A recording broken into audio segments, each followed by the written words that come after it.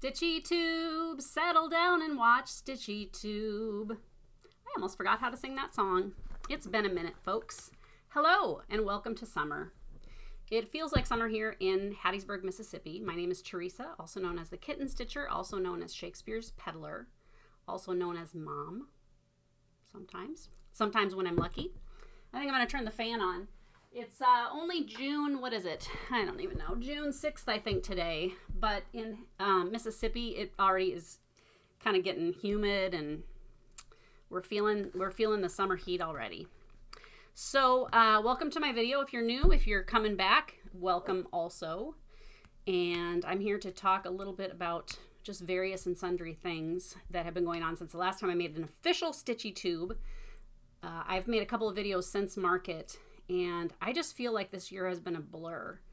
It's been 1 week since you looked at me. It's probably been a couple weeks since you looked at me. It's been a crazy season. Getting ready for market is a lot of work. And so from Christmas on, you pretty much just work on getting charts ready and stitching things and just kind of doing all that prep work for market. And then market hit, and it was crazy. It was super busy, very successful. Like I said, it seems like a blur because I think business this year for me was up about 300% over last year, which is a lot. And I have Graham and Katie to help me, but I really could have used a couple more people just to help kind of deal with the volume that we were going through. And then you may remember that I had to have surgery and have my gallbladder removed on April 1st. And originally when I made that appointment, I was thinking, by April 1st, things will have quieted down. It'll be fine. So I had my surgery April 1st, which went fine. And then that was on a Wednesday. And then Thursday, I just went back to work. And I know I shouldn't have, but I did it, and it's already over. So don't get mad at me because it's just done. And I won't have my gallbladder taken out again because it is already gone. Then Friday, our governor said, starting Monday, everybody has to stay home. So I sent Katie and Graham home for 3 weeks and just did everything by myself. And I slept when I could. And I think Easter weekend, I took 5 naps. And they said that probably it was just the effects of surgery still kind of working its way through my system. It wasn't terribly painful surgery. It was uncomfortable to lay down on my right side, which is where I normally sleep. So it made it trickier to sleep. But then Katie and Graham came back, and then I don't even know where the time has gone. I feel like I got sucked up by a spaceship and just deposited back on Earth today. Bye, guys. Thanks for the ride. So it's just been a super busy year. Now, this last week, finally, it has calmed down to where things feel sort of normal. I'm just getting ready to ship Jeannie at the Country Sampler the charts for the ABC Schoolgirl Club.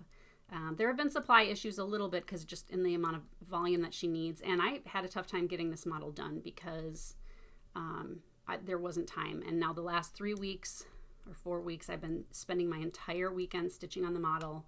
And some nights I'm staying up till midnight or later trying to get it done. It's almost done. So she should have her charts by Friday, I would suspect. And it's really, really nice, and you don't get to see it yet. I'll show it to you next time.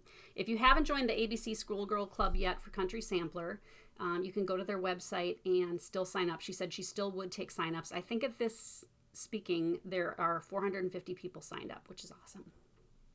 So now the last StitchyTube number 55, I did a giveaway for a $25 gift card, and the winner of that was Susan Hennig. So Susan, congratulations. You win a $25 gift card to spend on whatever you want at my shop. Email me at my link below, and I'll get you set up with something fun. For next time, the prize is a 1/4 yard of your choice of fabric on my site, whatever you want to pick. And the question that you need to answer in the comments is, what is something that you find to be really peaceful? And it can be anything. Maybe other than stitching, because otherwise it's just going to be a lot of people saying stitching is peaceful. I think right now, this is a tough time. There's a lot of uncertainty, economic uncertainty, like safety is an issue. People's health is an issue. Job security. There's just a lot of unknowns right now, and There's just a lot of angry and upset people, and a lot of people that are very worried, and a lot of people that are very sad, and people that are really, really angry. And I count myself to be lucky to be in this community that is so peaceful generally. Generally, you guys are peaceful. And I think, it's easy to forget that there are people for whom life is not easy or simple or bountiful in any way.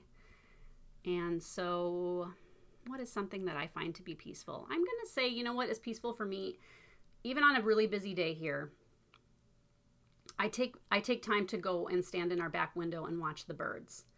And we started feeding the birds maybe a year and a half ago. I don't know why we never did. It's really cool because we live in a southern state. So there are like hummingbirds we get grackles. We saw some grackles yesterday. We get not so much robins, but we get cardinals and blue jays and sparrows and finches and doves. And, we pack orders in here, but most of the supplies for packing orders are out there. So we pack and then come in and pack and come in, right? So we go pull orders. But the window's out there too to the backyard. And so a couple times a day I will stop at the window and look and just watch the birds eating. And it's so peaceful to watch the birds. And, I must officially be becoming an old lady because I feel like watching the birds is a very old lady thing to do. But darn it, I wish I had started watching the birds a long time ago. It's not that I have anything against birds. It's just, I think it's fun to feed them. We give them really good seed with it's got fruit and peanuts, and sometimes there's pecans in there. I think it's a lot of waste nuts or something. And then we get squirrels too. One funny thing so this is sad, but then it's happy. Hey, Ruby, just like Ruby. Ruby is sad and then she's happy. Nah, she's never sad. So recently, like maybe a month ago, there started to be this tabby cat that was kind of hanging around the back porch. And, just kind of lounging in the sun on the porch. And there's nothing I can do. He's not my cat. He doesn't have a tag. I think he probably belongs to somebody. He looks well fed and clean and everything. But he also probably likes watching the birds too. Now, doves get a mate and then they hang out together. And so, last year we had this dove family that the mom and dad would come and eat seeds on the deck, and we sprinkle them on the ledge of the deck. And it makes for optimum viewing because there's just lines of birds and everybody has space, so there's no fighting. And then they raised a family in the front yard under a bush. We actually found the babies and they just kind of walked around the little bush area. And so this year, the dove couple, I don't know if it was the same one, but a dove couple came back and they were eating and things. Well, one day I went to look out on the deck and the cat was out there and he was doing this.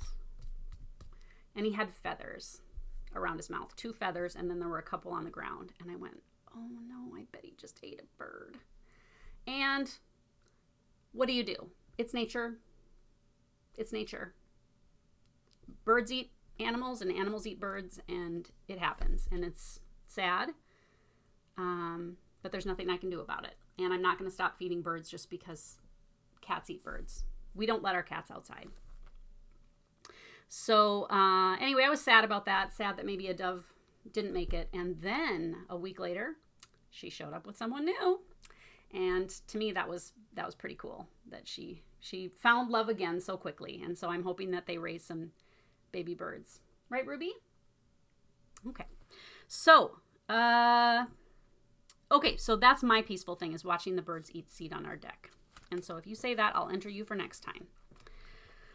What am I all into? Really, I'm into living, Ruby. I'm into my cats. I'm into my paper cutter. So I got this awesome paper cutter recently. I had a purple, I think it was maybe a Fisker's brand, and it was very plasticky with some metal parts, but it never felt very sturdy. I think, I got it at Hobby Lobby for maybe it had been marked at $49 and I got 40% off of it or something like that. I'd never loved it. It felt very just kind of cheap and rinky-dink. And it did finally bite the dust. I think I probably had it for 10 years. And we use a paper cutter pretty heavily here for packaging things. And, some of the things we put in to little baggies will have like a little paper card over the top, and we have to cut those and things. So I ordered myself a new paper cutter on Amazon. And I'm going to show it to you. I have it right here. It is a Ingento, the Ingento brand. So here's what it looks like. Ingento brand. And it is heavy. It is a super heavy duty, and this is all like heavy metal. And it's got this little hook here so you can secure that. And this thing is a champion. I will die with this paper cutter. Like, it is gonna survive the years because it just is super, super sturdy. I will put a link to it below. I got it on Amazon. It wasn't cheap. I think it was maybe like, I don't know, what was it, Ruby? Maybe like $80 or something like that. Worth every penny. It is just a solid piece of equipment. And if you use a paper cutter a lot, I really do recommend this one. It works fantastically. I'm all into baby squirrels on our deck. We get squirrels because we put the seeds out.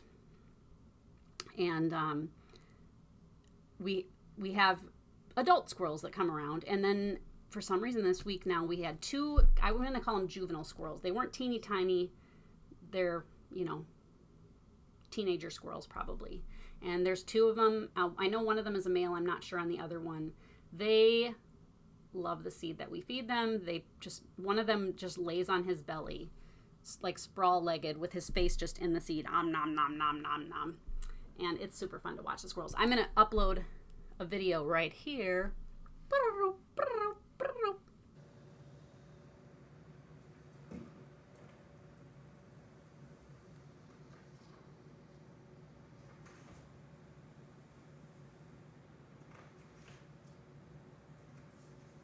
So there's our little squirrel friend. He is a great little dude. So I'm enjoying the baby squirrels. I'm all into peach tea by Snapple. I'm not much of a tea drinker generally. And I don't like iced tea. And I live in the South. So unfortunately, there must be a lot of great iced tea down here, but I don't typically enjoy it. I like the Snapple peach tea.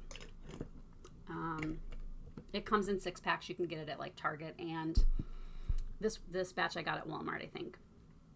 And they work out to about 99 cents a tea. I have a couple a week. They're very delicious, very sweet. Oh my gosh, am I all into my underwear? So, you know how like you kind of buy underwear in batches, and then they kind of start to just look tough in batches because you kind of got them all at the same time. And the last time I bought underwear, I think I also got them on Amazon. And they just were plain underwear, comfortable underwear. That's what I like. And they just all, they kind of just start to look gray. And they're not gray. They used to be white, but now they're gray. And it's just because they're old. So finally, I was like, and the problem is they don't have holes. They held up great. It's just that I don't love them anymore.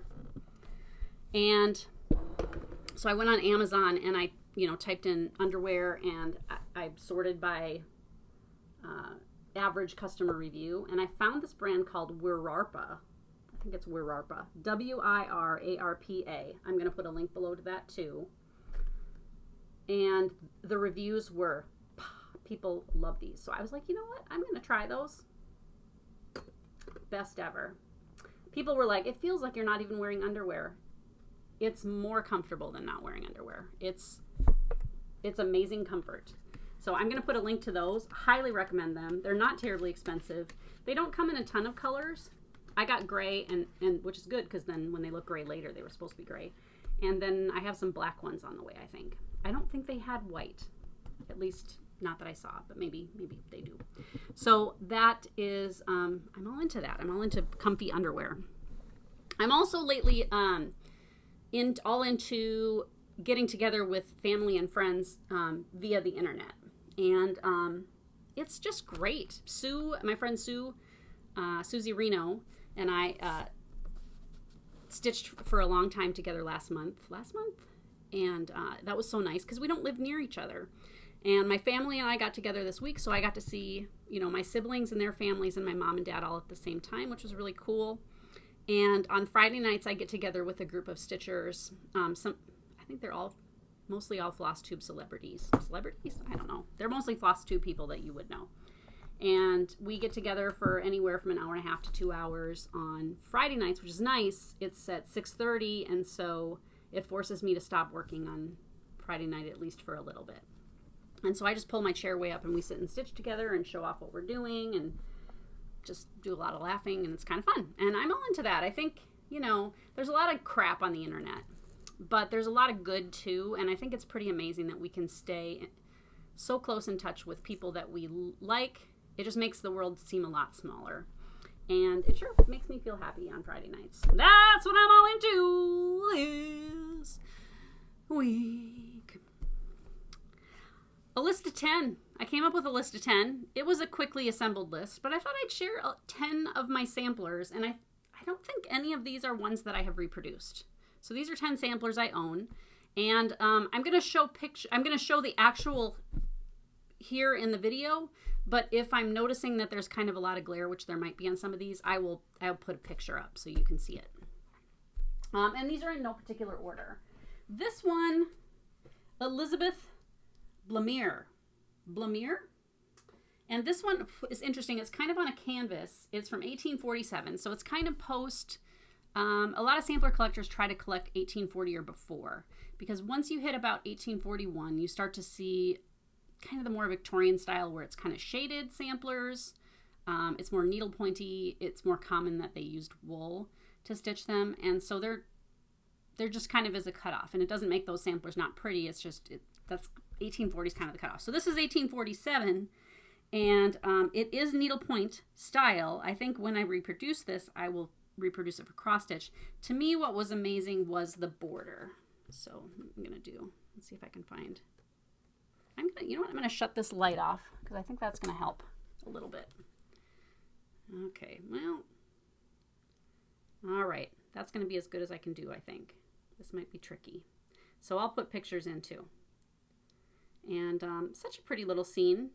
And to me, the border, like, I love how the center of the picture is, you know, kind of shaded and elegant and stately. But then there's that really kind of whimsical little flower border that's kind of reminiscent of like a Mary Englebright kind of a style, where it's just kind of a cheerful border. So I really like that one. It's not terribly big. I'm sure I bought that one on eBay last year.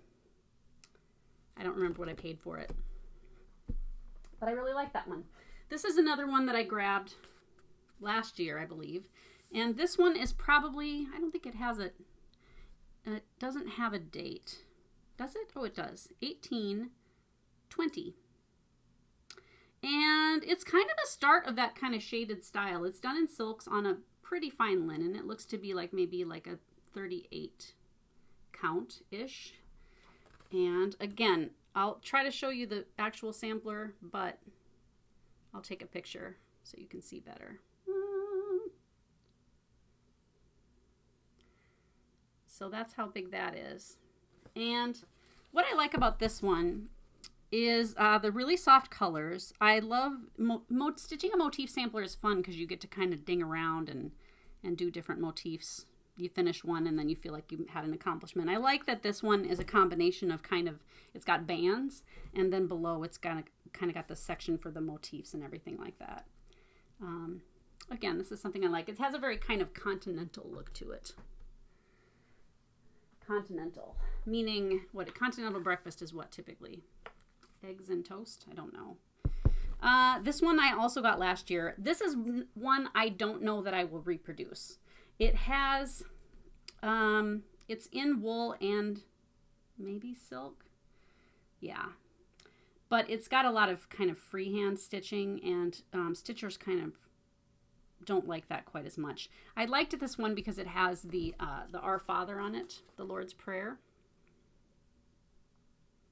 There, that's pretty good right there.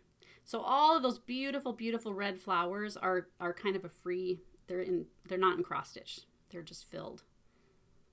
And this is very pretty. It's got, I'm sure this is the original frame. It's very heavy. And again, this is a band sampler with the verse kind of as the central focus. A lot of times I feel like the verse is there as just, you know, supportive. It's kind of got a supporting role. And this one, it's really all about the prayer. So it's got the Lord's Prayer, and then it's got a little verse that says, "Compassionate bridegroom, my shepherd and friend, thy child from the fury of Satan defend. Thy preference continue, thy blessing convey. and grant me a spirit to praise and to pray. Prevent and assist me, and so shall I run, and further within me the work thou'st begun. Lots of F's instead of S's on that one. So it's hard to read a word like assist when it looks like a fifth. So there's that one. Very, very pretty. I love the red flowers on that. And like I said, I didn't have one with the Lord's Prayer. So when I saw it, I kind of snapped it up. Now this one is interesting. Somebody sent me a link and said, hey, there's a sampler for sale on Facebook Marketplace. I think it's in Pennsylvania, but I thought you'd want to see it. So I got a hold of the guy who was selling it. Very, very nice older gentleman. He said it was his wife's. She has since passed, or she had passed before. And he said, it wasn't a family heirloom or anything. It was just something that she had as decoration in their house. He is a bachelor now, and so he was looking to kind of downsize his belongings and move into a smaller place. And so he was getting rid of this, and I said, well, I'm happy to give it a home. This is more of the style that you see post 1840. I'm going to maybe back up because it's pretty big.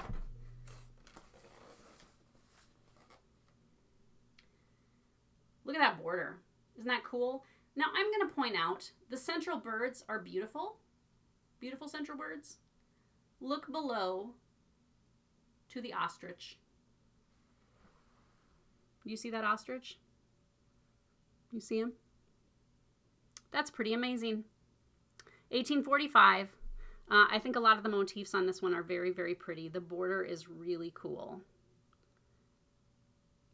And I gave this one a new home. So he sent that to me from Pennsylvania. He had never shipped anything like that before. So he went to the local FedEx place and they helped him get it boxed up and it came in just fine. Okay.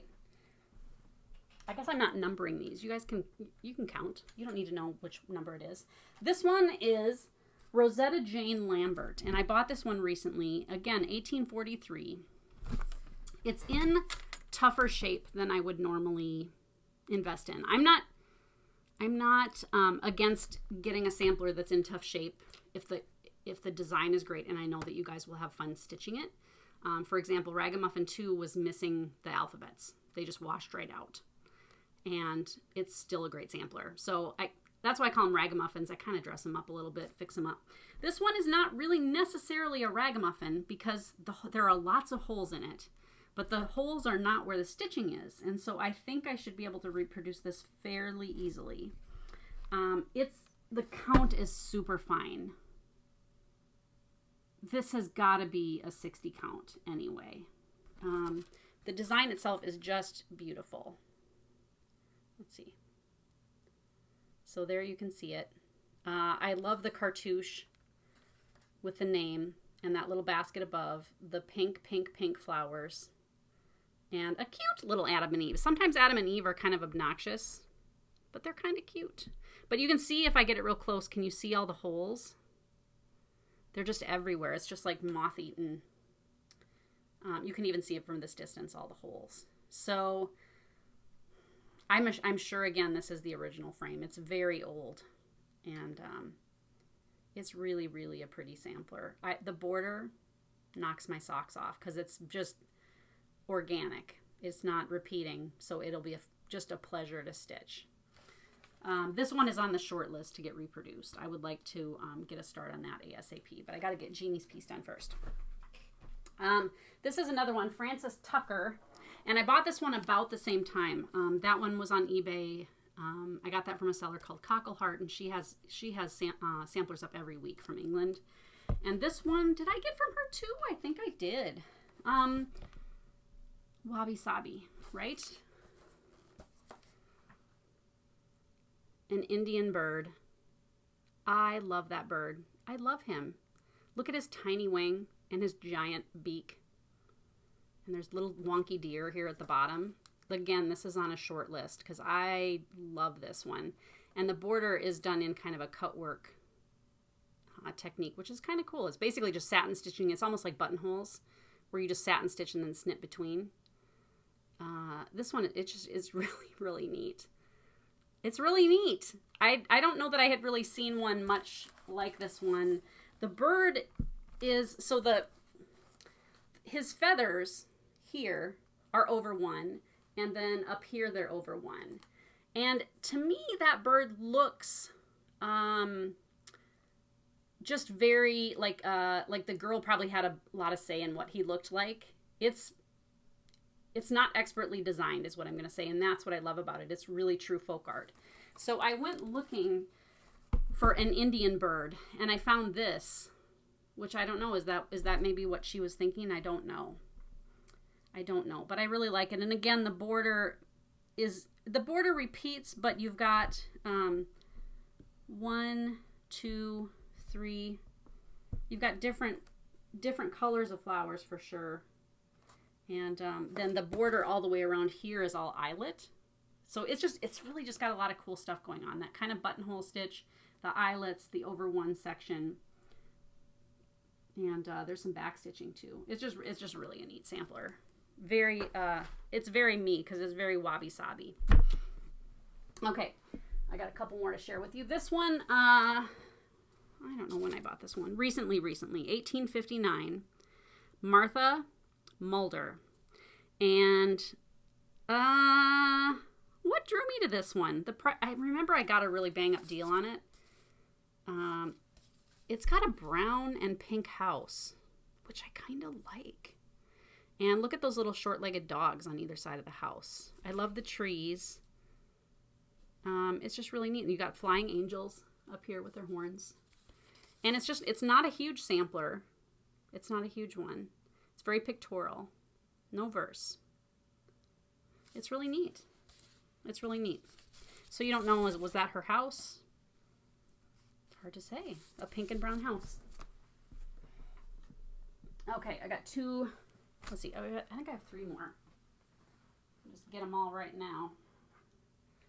So I think I showed this one at one point. This I bought from a lady in the Netherlands.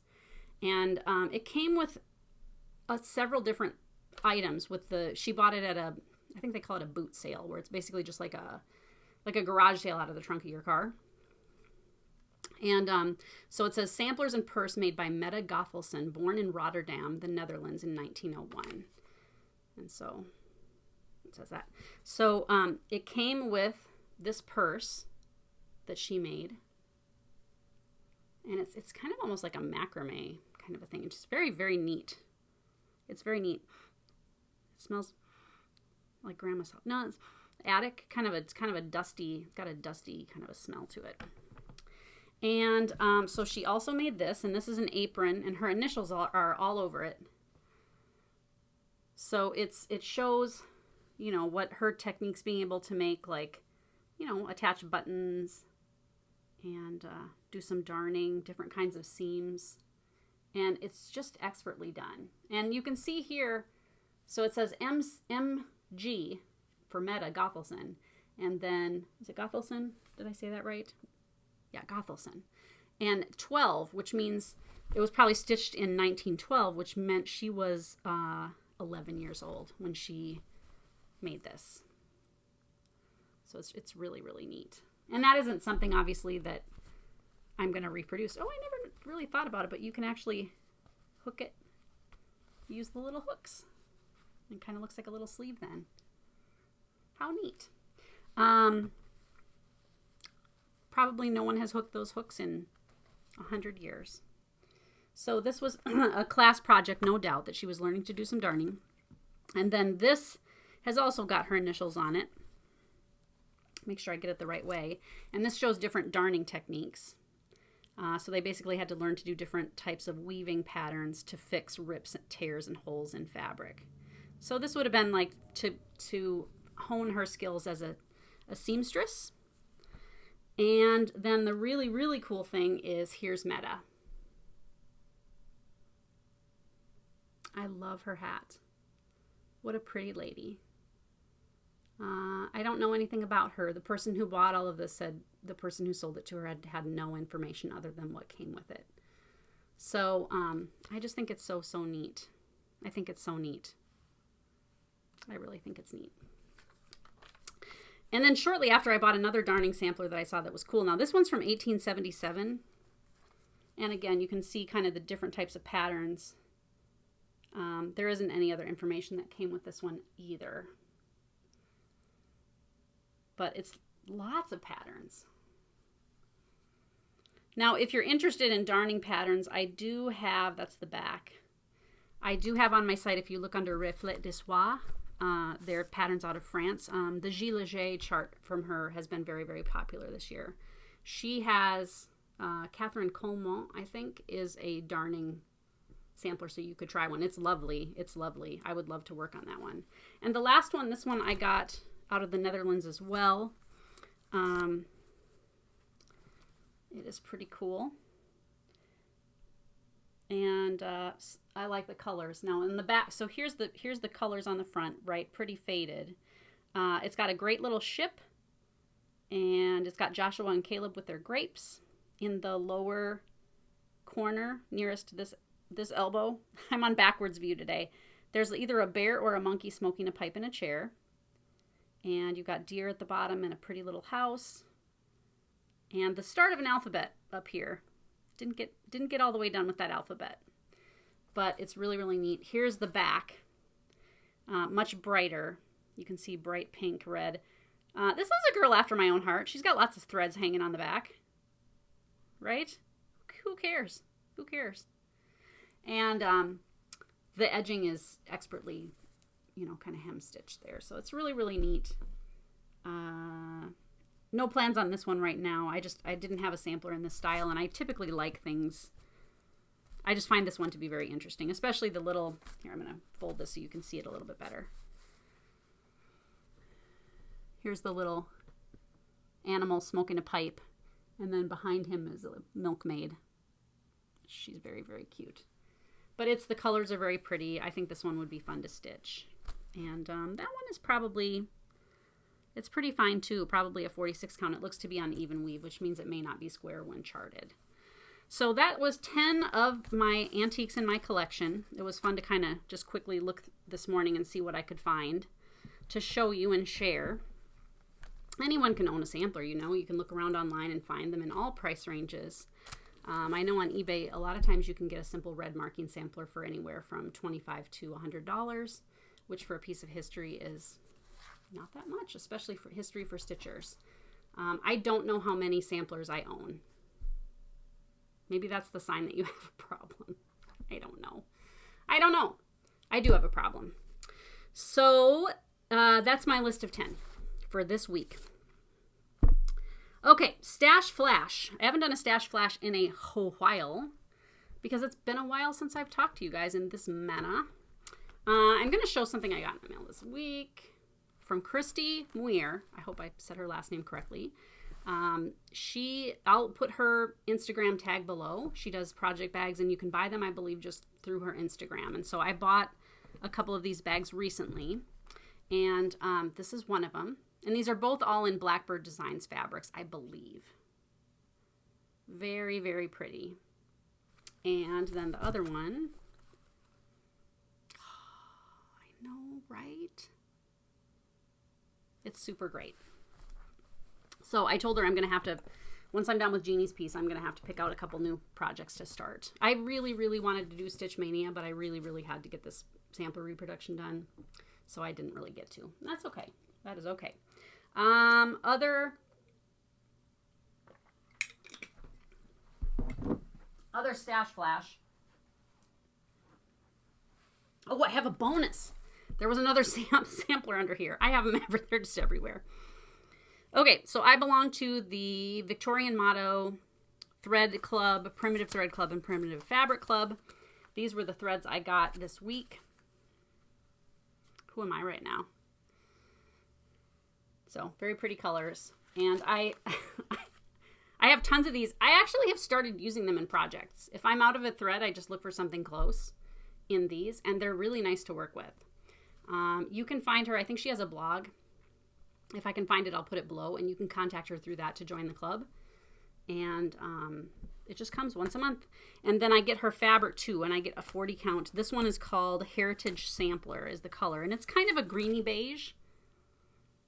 It's looking more gray on the screen, but it's kind of a greeny beige. Very, very practical. Always been super happy with the fabrics. I think I'm working on at least, I think that Kathy Barrett Garden Vegetables piece I'm doing on that fabric. Her fabric. I don't think some of them had color names, so I don't know what color I'm doing that one on. But I get those once a month too. I get them in a half-yard cut, which is a popular cut these days. Market was interesting this year. Because, as expected, the first 3 weeks was just charts. Because all these new designs are coming out, right? Oh, I'm going to turn my light back on so you can see my pretty face better. Let's see if it's better. It's better. Lots and lots of charts and books and things. And, some of the new threads and things. And then, starting at about, April 1st-ish, the fabric just started, like, picking up momentum. And then it's just like chung-ga-da-dung, and then pretty soon it's like fabric. And it kind of started with like people buying multiple quarters, and then it went to like where people were buying half yards, and now people are just buying full yards of fabric.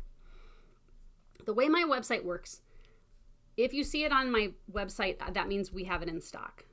And so if you're ordering fabric, you don't wait for it because it's here. Unfortunately, lately, my website seems to be allowing us to oversell sometimes by 1 or 2. And I have to contact Wix to see what the deal is. We thought initially that maybe we were just making mistakes, and I don't think we are. I think we got a Picture This Plus order in this week that I've been waiting for a long time. And we got 1/4 of fog in 40 count, let's say. We did. This happened. And it sold out in a day. But we sold 5 and there were only 4. And I know we didn't put that we had a quantity of 5. I'm for sure on that one that it let us oversell. So I don't know why that is. It doesn't happen all the time. Sometimes it's letting us oversell, which I don't love. So we just have been really kind of just going through so much fabric. And it's not that people aren't working hard to... Like, Picture This Plus right now is running about 10 weeks behind. 8 to 10 weeks. The General Art is back open again, and they're running 2, 3, 4 weeks, I guess. I should have an order from them pretty soon. Color and Cotton typically takes a month or 2. And R&R Reproductions fabrics I get through Hoffman Distributing, and I never know when those are going to come in. I just have to kind of watch the website and grab them when they pop up. And, typically they come in about once a week, and you never know what colors are going to be there. And then, who else do I get? XU Designs is, like, on it. But I think I don't know if anybody else is carrying her fabrics. I carry them. They come from Hungary. She's a peach to work with. I'm not saying other people aren't a peach. Jukas is a peach. And she sends me pictures along the way, and they get here pretty quickly, and she just does a great job. And she's really been keeping up pretty darn well with what I need.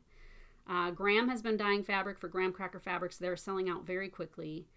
And he just came up with a new color this week called Sugar Cookie, which is really nice. Really nice. So nice. And so then I started supplementing with a lot of just Weigert fabrics. I had carried some, but I was like, Treese, you got to get some fabric in. These people need fabric. So we just started ordering things in huge quantities. Yardage of, just like Edinburgh and Newcastle and Belfast. And we have been selling a lot of 28 count Lugana. And so we have a lot of that in stock. So even though I should look and see, let me see if I can see. Hold, please. My website lets me see at all times what is in stock and what is out of stock. So right now I'm going to go to store products. And I'm just going to type in linen, and I'm going to filter by what is out of stock. So, not so bad. Not so bad. We're out of 312 different linens right now. But in stock, we have 308. So that's pretty good. We still have 308 linens, and that doesn't include like Aida or any of the even weaves that we carry also. So, we're just trying to keep it in stock for you guys. And everybody's all hot to start projects. And I think people are buying bigger pieces not only because they want to just make sure they have enough, but I think a lot of people are stitching big pieces these days. And that's why we're seeing a lot of half yards go out and full yards. Okay.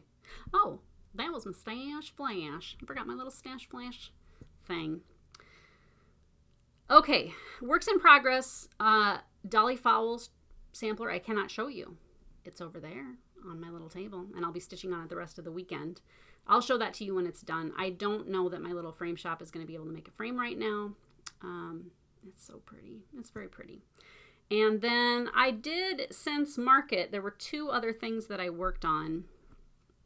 3. One of them I finished. This was a while back.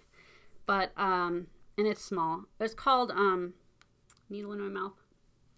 I like to live dangerously. It's a Brenda Gervais. I think it's just called like Remember Me or When This You See, something like that. And it was a little kit that she released, I don't know, a few years ago. I found this at Stitchville when I went to the Midwest Cross Stitch Retreat. And she just had some of these on the floor. I think we bought the last couple that she had, and that was a year and a half ago. But it was a really, really quick finish. She did send fabric with the kit that she wanted you to tea dye, and I didn't want to bother at the moment, so I just picked a scrap out of my bin. Way too big. Turns out way too big. And I don't know how I'm going to finish that yet. I think I might stick it in a little frame. I was thinking about a pin cushion, but I'm not sure. How many pins can a person have for all of these cushions? They're going to be like, people loved pins in the 2020s. There were so many pin cushions. There were so many. They were pinning everything. Oh, okay, I'll show that in a minute. Very scattered, very scattered. Okay, and then off and on, I've been stitching on Mary Bars by Stacey Nash. It's really, really pretty. I'm stitching it on 40 count Alabaster by R&R Reproductions, which is kind of a pinky, just pale tea dye pinky color. Like, it's not pink, but it's pinkish. So it looks great with all these kind of just dark, pinks and light pinks. I was going to cut it and join it to make it look like her model. When she stitched the model originally, when they were stitching the model for market, they realized that they had cut their fabric the wrong size. And so what they did is they stitched like a third of the sampler on a separate piece of fabric and then joined them, kind of like the Berry Bowl sampler by Heartstring Samplery and Scarlet House. And it looked really cool that way, joined together. And I realized this week that I had stitched past the point where I had wanted to do the seam, and so I'm just going to stitch it all in one piece. I'll make other mistakes along the way. It'll be great. It'll be super great.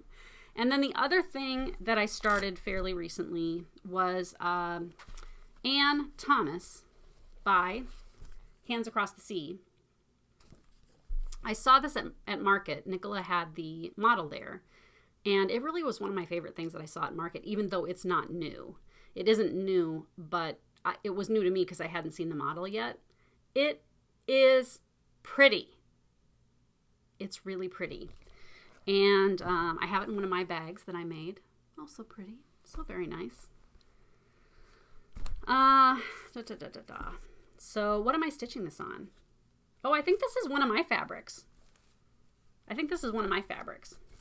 Oh, and it's all wrinkly. I think, what do they call him? Harold? No, what do they call him? They have a name for him. I can't think of it now. So there's the bird, and look at how pretty he is. He's so pretty. So I don't normally start in the center with samplers. I typically start in the upper left-hand corner. This one doesn't feel as much like a sampler. It feels much more kind of pictorial. And I just wanted to get straight to dessert first. I wanted to start with the bird. Harold? I don't know what they're calling him. I can't remember. So, Anne Thomas, Hands Across the Sea. This is not new this year. It was new last year. It was very popular at the time. And I got it. I dug through my silks to see what I had to stitch him, because I decided to do it in silks.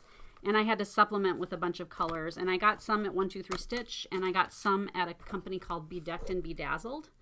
And I don't remember where they're out of. I want to say California, but I'm not sure if that's right. here are the colors, and they're kind of, look at that blue. I mean, these are not colors I would normally stitch in. It's freaking fun to stitch in these bright colors. And, you know, he's just adorable. And I think you could even just do Walter. His name is Walter. He even would just be pretty to just do by himself. And her books are always amazing. There's a lot of information in there, and she's got the big, they call it the centerfold, so you can see the sampler real big. So, highly recommend this one. Having a fun time so far. I had kind of stopped working on it because there were 2 more silks that were still on back order with Bedecked and Bedazzled, and they came in this week. So once I'm done with Jeannie's piece, then I go back and stitch a little bit on Walter. Those are my whips. And one FO. No FFOs. No time for that.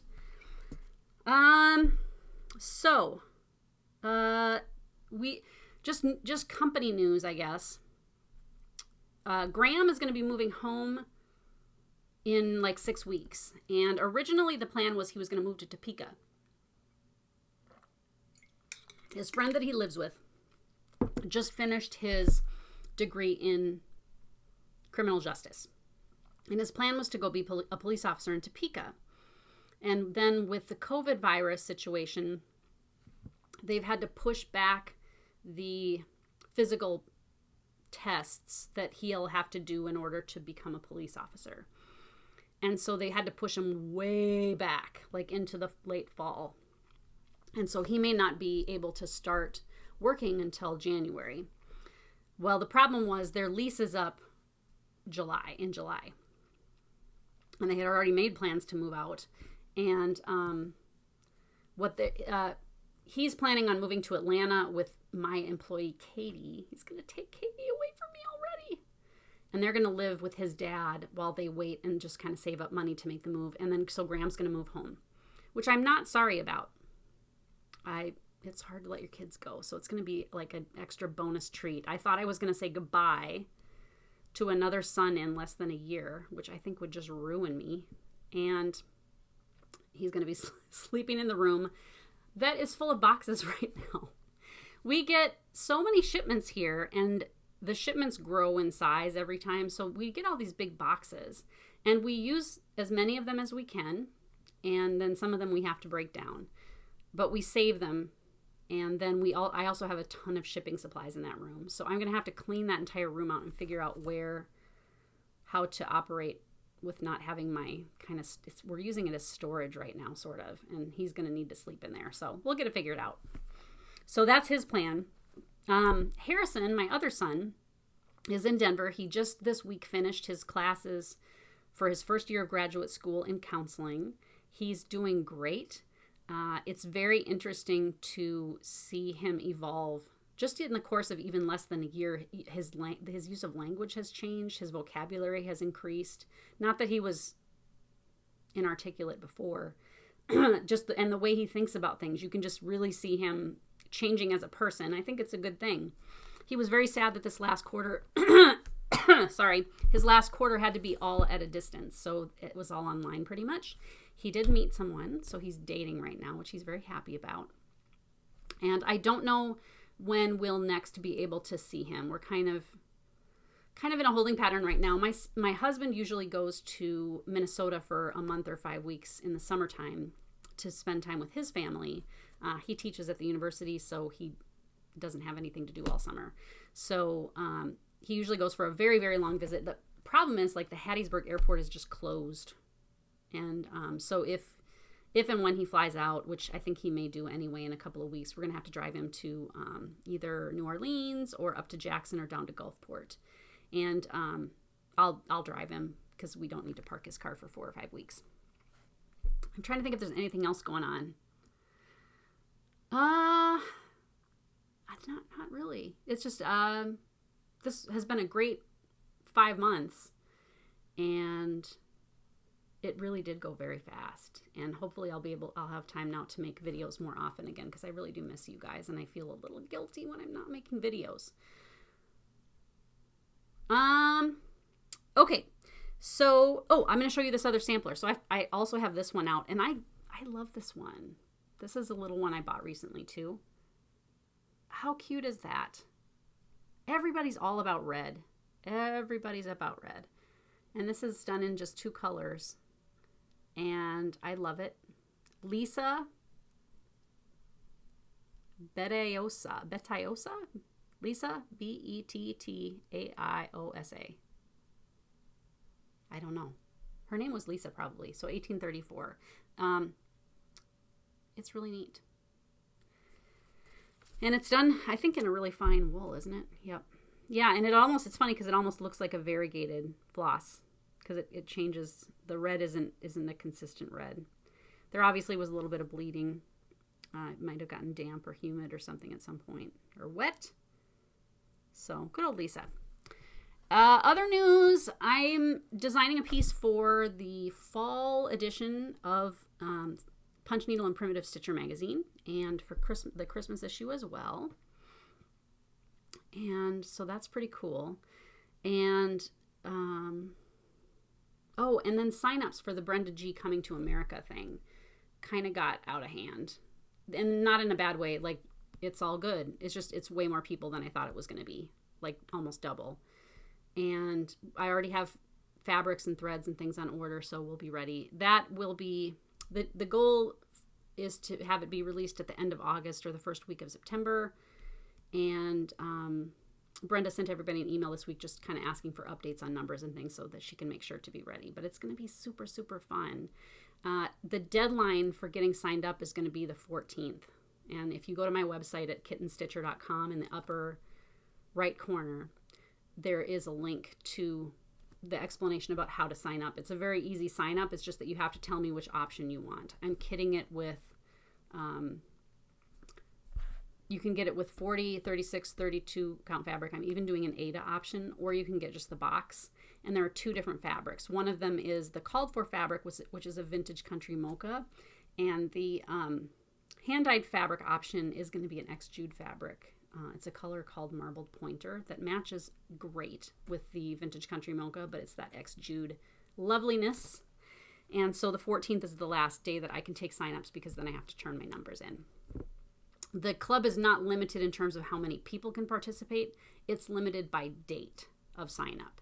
So if you haven't signed up, you still can with me. I know a lot of other shops are doing signups too. And people have different options that you can get too. It comes in a neat box. You get the sampler pattern, and there's a supplemental little pattern for a small, and then a piece of fabric that you'll get from Brenda. And I think there's another little goodie or 2 in there. And then I have options for getting it kitted. I'm not kitting with DMC floss. A lot of people have a collection of DMC, and my cost, honestly, is about what you pay for it to get it, like at Michael's or Hobby Lobby or Walmart. And it would be more expensive than what you can get it for. I don't carry DMC, and so I'm just not going to include the DMC with it, but just the specialty threads.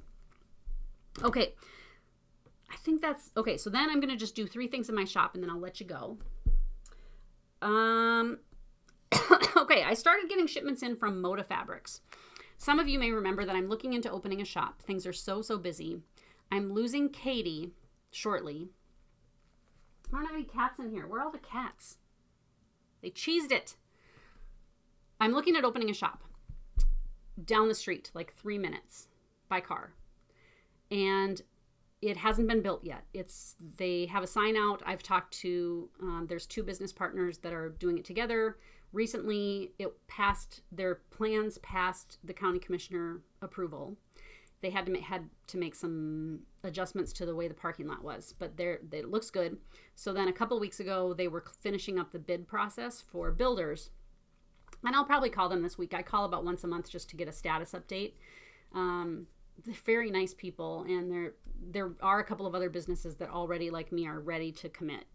And what having a shop will do for me is allow me to have more employees. Graham will not stay in Hattiesburg, most likely. He wants to go find new adventures, and that's awesome. We are here. So I don't want to hire other people to come work in my house because it's kind of weird. I don't know. It's kind of weird. And the other thing that it will do is force me to keep more reasonable hours. It'll really separate work And I can still do designing and stitching models and things here at home, but I most likely won't stay up till midnight checking orders and printing things off and stuff. It'll just give me a definite end to the day, which is good. But I can also hire people to help me because I need a bigger crew. I really do. There's a lot that I do in a week that I can hire someone else to do. It's not rocket science. So I got an account with Motif Fabrics because I figure when I open my shop, I'm going to have a selection of fabrics, like quilting fabrics. We have a couple places in town that have fabric. Hobby Lobby and Joann's do. They sometimes have okay fabrics. Moda stopped selling to Joann's last year. And so, I don't know. I think they're like a slightly lesser quality. The Moda fabrics are very good quality. And there's just nothing in town or nearby that's similar to the style of fabric and things that I like. So, but for now I am carrying some pre-packs of like quarter yard sets, and I've got some wool packs. I think we're almost out of, or are out of, there's a spray, an antiquing spray, and I've got some more of that on order. They just have a lot of really cool stuff. And one of the things that they carry things by Primitive Gatherings, which you may have heard of her. I think she does applique designs and things like that. But she does these little packs, hand-dyed wool packs, and they look like this. And you get 10, is it 10? 1, 2, 3, 4, 5, 6, 7, 8, 9, 10. 10 different patterns in a color pack. And so like this one is called Mustard.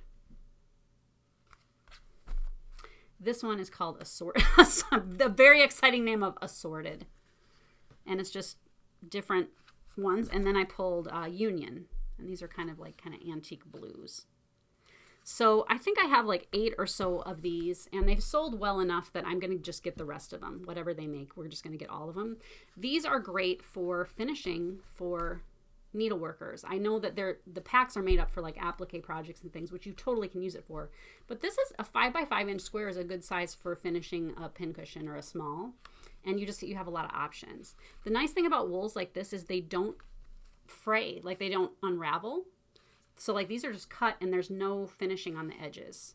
So it's just really great to work with. So those have sold really well. I did not know Weeks Dye Works dyes wool for them as well. And I have a couple of larger assortments that you can get where it comes in a roll of Weeks Dye Works wools. So those have been super popular. The 2020 Prairie Schooler Santa is here. And I was telling the kids this week, I said, since I was 14 in 1984, she's been releasing a Santa a year. And they're stitched on 18 count khaki Davos. I think some people call it Davosa. And it's just kind of a cottony, thicker, fiber woven fabric. It's like an even weave, but it's 18 count. So it's not Aida, it's like an even weave. And so I got that in too. I hadn't ordered any Davos fabric for probably a decade, but I figured, people maybe don't have it. So I was surprised that she came out with one. Glad to see it. Super cute. The other thing that we got in is a book, and I get books from a company called Martingale Press. They are out in Washington State. Are they in Seattle? They're in Washington State. So I got some new books from them. Some of them are applique, some of them are quilt books. This one, when I saw it, I was so excited. I pre-ordered. They sold out, and I just got more yesterday. But the book is called Feed Sacks by Lindsay Cull McCrae. And it's a thick, thick book. It's heavy, and it has 850 different feed sack designs. And feed sacks were made of fabric. Let me see if I can find you a picture. So feed sacks were made of fabric. And here's like sugar and I think flour sacks too. So they were a fabric sack that they would package things in because they didn't have plastic back then. So they just made these fabric bags, and they always had like the company logo and things on it. And this would have been back at like the early 1900s. And then the companies realized that women were using the empty feed sacks to make household items and clothing for their families.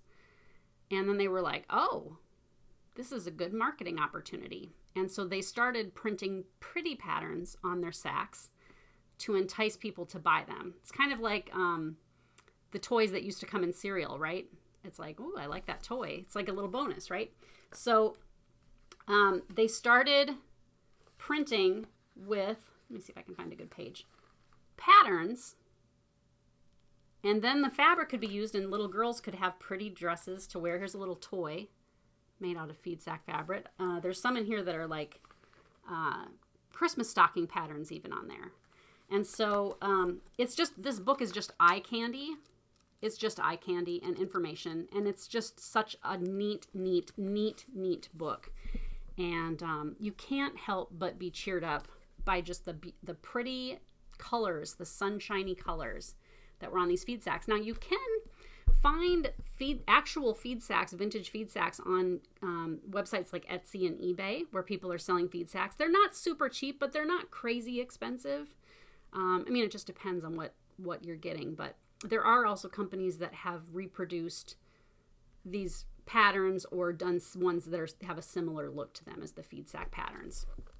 My friend Sue said she has a couple of other books by Lindsay that are amazing, and I tried to find them this last week, and they are just nowhere to be found. So I don't know if it's that they're just really rare or what, but I would love to find her other books. It's just a great fun read, and such a neat story. And I know it's not necessarily our story as cross-stitchers, but it is our story as far as people who love the use of the needle and frugality and making something kind of out of nothing. And so that is, I think it's $29.99, worth every stinking penny. Love it. Love it, love it, love it. Okay, that's it for me this week. And I'm going to spend the rest of the weekend finishing up my model and watching TV. I put a program on the other night, and it was a true crime show about this woman in England who was, what was her name? It was like Debbie or something. Dina. Her name was Dina. So look out for Dinas. And she liked to take advantage of men. So she was one of those kind of black widows where she would rope somebody in and drain them of their money and then leave them high and dry. Like one guy got abandoned in Florida. She talked him into taking her to Florida. They're from England. And then she left him there. She took all his money, everything. And this was like before cell phones and maybe even credit cards and things, like whatever. She just left him and he had to try to find a way back home. Anyway, I'm trying to remember if they think she maybe did away with one of her husbands or two. But anyway, she met this guy and they interviewed him. So she's now in prison. But this guy had met her at an embroidery store. And I went, what? And he said, I walked in and I said, I'm looking for someone to embroider my logo onto my business shirts. And she said, well, I'm a cross-stitcher. And I went, what? A murderous cross-stitcher. I've never heard of such a thing. And so she roped him in with her cross-stitchy ways. And she taught him how to cross-stitch. And on the program, they actually showed his cross-stitch projects. There was like a big tiger and there was like an eagle or something. It was kind of like your typical, a lot of men tend to do like wilderness type of designs and things like that. Anyway, so he's a cross-stitcher now, but she taught him how. She was a cross-stitcher. So I just thought that was super interesting. You hardly ever see like in, stories just in general about stitchers. And so my ears just perked right up when I heard that. And that's about all that I got. I hope you guys are having a good week. This is a tough time. And, even Katie and Graham come in some days and they're upset because the world is really scary right now. And, I think we just have to put as much love out there as we can. I am going to put a link here to Emiliy C. of FlossTube fame is doing a fundraiser for the organization she works for to advocate for children. And they do an annual duck race. And the duck race, because of COVID this year, is going to have to be like a virtual duck race. But she's looking for people to adopt ducks. And the money goes to help them with their cause. And so I'm going to put a link here. I encourage you to send a donation. I got to get rid of this frog. She has said that she will get a tattoo of a rubber duck if she gets 1,000 ducks. And I think last night when I went, she's up to almost 600. Farm Girl said that if it's 5,000 ducks, she will get a rubber duck tattoo. I am making no such claim, but I did participate by buying a couple of ducks. So help her out. It's a good cause. I also am now able to more regularly post things in my donation section that goes to the animal shelter. This is a very busy time of year for them, and they've had to make some adjustments due to COVID as well. There's a lot of good causes out there. So I think if you support the people that are doing good work, I think that adds a lot of positivity to the world. Well, you guys have a stitchy week, and I hope to talk to you soon. See you later. Bye-bye.